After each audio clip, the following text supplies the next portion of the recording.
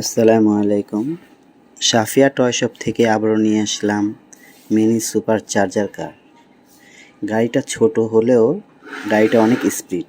এই গাড়িটা হচ্ছে আপনার চার্জার সিস্টেম, আর যে ওয়াচটা সাথে দিয়েছে সেই ওয়াচটা হচ্ছে ব্যাটারি সিস্টেম। ছোট একটা ব্যাটারি। বাচ্চারা এই ওয়াচটা পরে তারপর গাড়িটা চালাবে, আর ওয়াচের ভিতরে এই গাড়িটা রাখতে পারবে। গাড়িটা অনেক স্পিড, সামনে দিলে সামনে যাবে, পিছিয়ে দিলে পিছনে যাবে।